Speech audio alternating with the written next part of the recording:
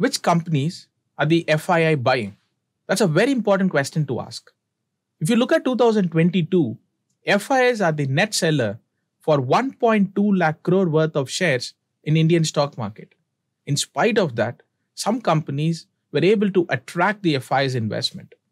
Understanding them helps us to know what may be the next bull run, because this gives us an early clue about the FIIs rebalancing impact. This video gives you the 3 mid-cap stocks which were able to attract the FIIs investment in 2022, helps us to understand the likely move in 2023. So in order to find those 3 mid-cap companies which are heavily bought by FIIs, I'm going to use the tool called Screener. So if I get into a website called Screener, and we can use the section called Screens. Underneath, you can create a new screen there. Since we are concerned about the mid-cap, I'm going with the market cap less than 30,000 crores. So if I have a 30,000 crores or less than 30,000 crores, we may able to focus on those mid-cap companies. And FII change in FII holding in last 3 years, let's say 3 years, should be greater than, let's say, about 10%. Okay, and let's see how to run this query.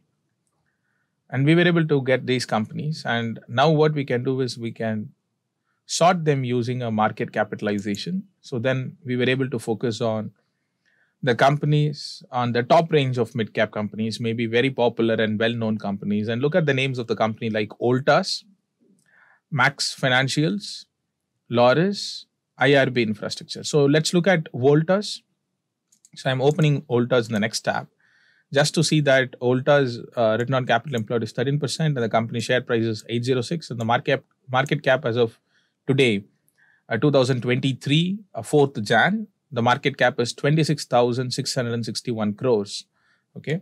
And if I scroll down to see the shareholding patterns of FII, it sees that this company in 2019, they had just about 10%. Now it's about 24%. So you can see that close to 14% increases. Okay. And they were able to get a significant pie, and they were able to grab it from the promoters remains the same. The 30% remains 30%. And there is a marginal, a 10% reduction from DII. And we see that, so that FIIs have purchased shares maybe consistently on a quarter-on-quarter basis. You see that, especially even if you look at the last year, they were able to maintain at par. You know, we can say that they were able to maintain at par. Although this stock was not heavily bought in, but we can say that in historically those 3 years that this particular company is being the favorite of FIIs. Okay, and let's look at the next company here, which is Max Financials.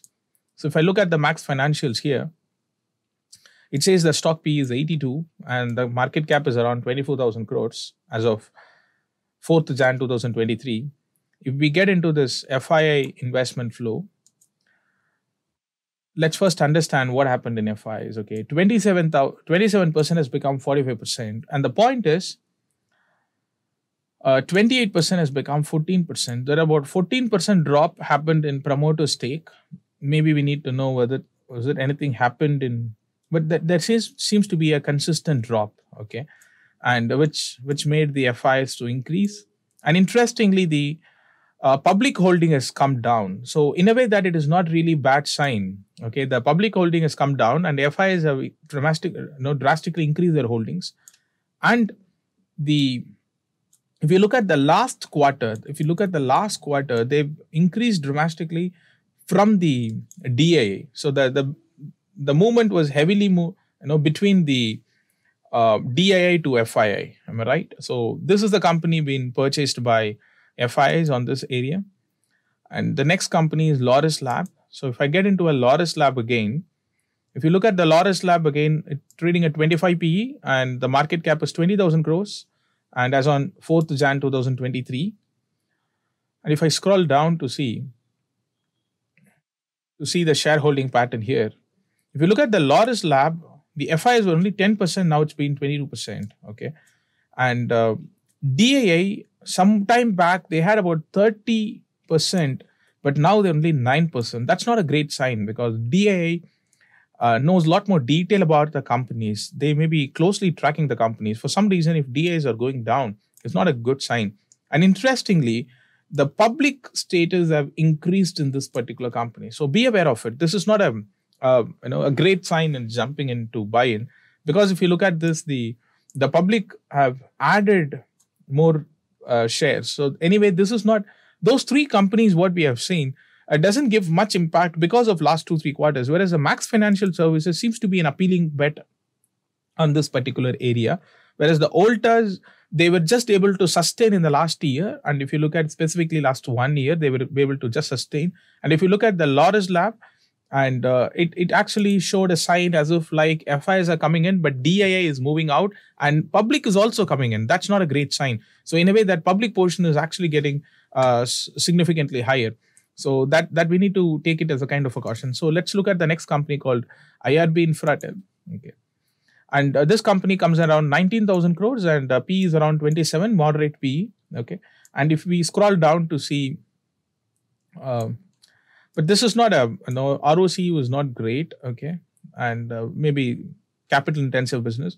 And if you look at the FII holding was 19% has become 48%. And this 48% happened from, it's not just precisely this year, but it just happened maybe, a year before. But that's a significant jump really happened. And promoter did offload a bit. And if you look at the public holding size is pretty stable. So they accumulated from the DII and promoter. Maybe this could be a kind of Z scenario.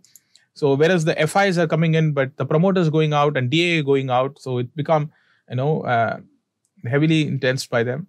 The other company is Aavas Financiers. So we go to this Aavas Financiers. So I'll definitely summarize those three names, which you can definitely pay attention. This is a 13,000 crore company. But the reason why we sorted things based on market cap is so that we were able to get the the top end companies. Let's go the bottom to find those three companies again. So this stands at 13,000 crore and the PE is around 34, again a moderate cap companies.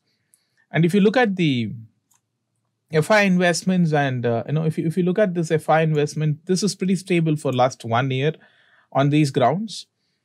And KEI Industries, again, the stock trades at 32%. And if we scroll down to the end with respect to shareholding patterns, and here we were able to see that 21% has become 25% and 26%, they were able to sustain it. So some sort of improvement is happening consistently for last 3 years. And that was extended in spite of tough times in last year. So this is a company had some meaningful impact. And if you look at the public holding is now sucked by the institutions indirectly. And the point is the promoters have reduced the stake. It's not a great sign. So the DIAs are actually maintaining it. So in a way that someone has to give up the proportion to another person. So in this case, the FIs have taken a portion from promoter, also from public. That is, anyway, it seems to be a fairly, a reasonable good. And if you look at the return on capital employed, seems to be consistent about over 20%. And if you look at the share price in an overall manner, seems to be, KE Industries looks fairly good in terms of looking at the price behavior.